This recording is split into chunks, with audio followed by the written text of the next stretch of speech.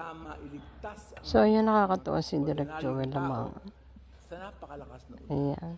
Hindi talaga yung sabi nga papuri. Inulit, Talaga another idol day, niya ganun na at naman.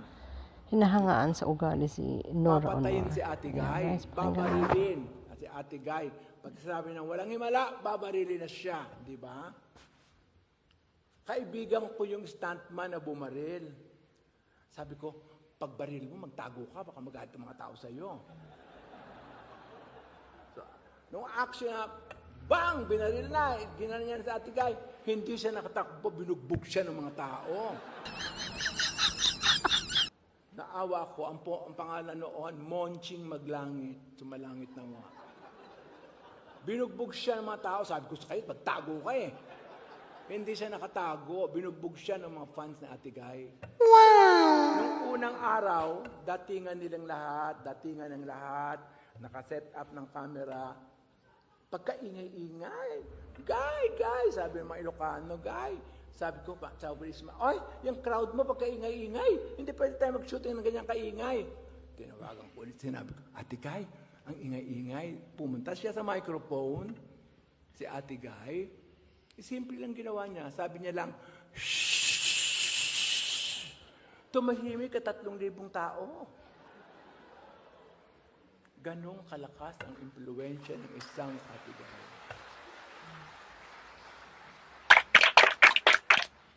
Sabi ni Ishma, kagila-gilala si Joel. Oo nga, siya lang nakapagpatahimik. Kaya nung nagsasalita siya, nakita niya tahimik ang mga tao. Ganong kalakas ang impluensya ni Ate Guy sa isang ordinaryo. Ayan guys, uulit-ulitin nyo itong panoorin. Pakinggan, sarap pakinggan. Doon ko din nakilala Kwento kung gano'ng ni Joel kadakilang lamang. actress si Ate Guy. Uulitin ko ito, nasabi ko na ito. May isang eksena, sabi, Joel, yung crowd mo, arrange mo na. Isang mahabang libing ng 5 kabaong. So, lahat ng taong nasa kabaong, naando na, umiiyak na sila.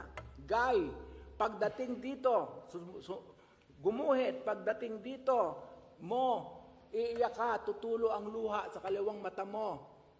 Sus ko, paano yan? Hindi pwede take 2, kasi gabi na. Ready? Yung mga tao ko, ready na kayo, iyak na kayo. Sabi ko sa mga tao, iyakan na sila. Iyak na. Lumalakad na ang crane, bumababa na ang crane. Pagbaba ng crane doon sa guhit na andun sa Ate Guy, pagdating doon, lumuha siya sa kaliwa nga.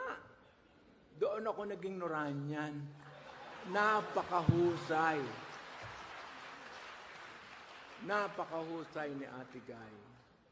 Wow! Kaming pinagsamahan. Nakita ko kung gaano siya kamahal ang isang ordinaryong tao. Nakita ko kung paano niya inaatake ang isang karakter. Kung paano siya nagpe-prepare. Tinanong ko, Tigay, paano ba natin ka nagpe-prepare? Isinasa loob ko.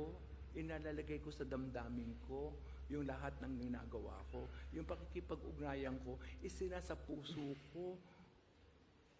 Kaya nagagawa ko, sabi niya. Wow, sabi ko. Parang Stanislavski din yan, ginagawa mo, Ate Guy. Sino yun? Sabi niya. Hindi ko maipapaliwanag kasi mahaba, sabi ko sa kanya. Pero tama yung ginagawa mo. Sabi ko, Ate Guy, bakit masyadong malapit ka sa mga tao? Kasi galing din ako sa ganyan eh. Naging gansing hirap din nila ako. At alam ko kung paano sila. Alam ko kung bakit nandyan sila para kumita lang naman. Kaya malapit ako sa kanila. Maraming pagkakataon na nakita ko ang kadakilaan niya.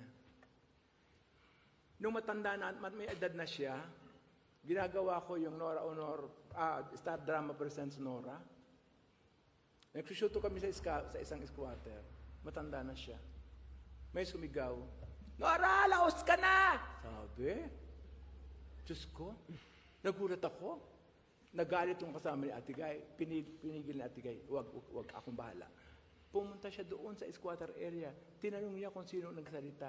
Isang lalaking medyo lasing nagsalita. Kaya niya, ba't ginawa yun, sabi ni Nora?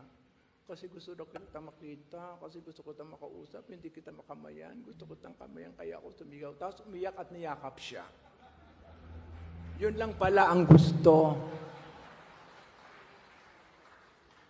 At natuloy ang aming taping dahil doon. Maraming pagkakataon pa. Ulitin ko sa sidhi, nakakita siya na isang mamang masyadong malungkot na isalalim ng mangga. Nilapitan niya, direct si Papay, sabi niya. Sino? Si Papay the Sailor Man?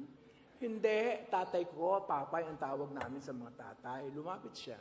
Sabi niya sa matanda, Tay, bakit ka malungkot? Sabi ng matanda, kasi namatay ang kalabaw ko, wala na akong kalabaw, wala na akong gagamitin pang rasaka. Tumahimik sandali sa atigay, tumingin sa akin. Sabi niya, magkano po ba ang isang kalabaw? Sabi ng matanda, 15,000 po. 15,000 po, sabi. Tinawag niya ang assistant niya, kumuha ng 15,000, binigay doon sa matanda. Ayan na po, bumili na po kayo ng kalabaw. Umiyak yung matanda, lumuha, nagpasalamat, kinuha ang kamay niya at hinalikan ang kamay niya at umalis na. Marami siyang ginagawang kabutihan na hindi nalalaman ng maraming tao. Pero si Guy ay tao. Meron din silang mga pagkukulang. Meron din siyang kahinaan. Diyos ko, ang dami namin pag-aaway na nangyari. Una, Diyos ko, tatawag kaya, mag-usap kami, o bukas may shooting ha, alas 6 ang call, pwede kang dumating ng alas 7. Sasabihin niya, opo, direct. Pagdating sa set, Diyos ko, alas 12 na wala pa siya. Kakausapin ko, bakit gano'n at Guy, late na late ka? Kasi marami akong problema, hindi pwede gano'n, nag-iintay maraming tao. Isang beses gano'n din. Bakit may kahapon pa? Shooting, usap. Ate Guy, bukas sa big scene, rally ang scene. Dapat na andun ka maaga, dadating ako direct. Dumating kami lahat, nakaabang na kami. Alas 9 na hindi pa dumadating, tinawagan ko, Hoy, Ate Guy, ba't wala ka pa? Diyos ko, mag-uumpisa na, hindi kami makapag-umpisa. Hindi ako makalakad. Hindi totoo yan, Diyos ko. 1.5 million itong cost ng ito, idadagdag sa iyo, ikaw magbabayad pag hindi ka dumating. In 30 minutes, ando na siya. Meron din mga kahinaan si Ate Guy. Siya ay isang taong may damdamin. Mahal natin si Ate Guy. Sa isang eksena na ako artista at siya ang artista din, ako yung pare, nagkukumpisal sa akin at umiiyak na hindi niya masabi ang kasalanan niya. Sabi ko, Ate Guy, paano yan? Kasi, nandun na kami. Action! Sabi ng director. Nakaganyan ang tenga ko doon sa ano. Wala naman siyang sinasabi kasi nga pipis siya.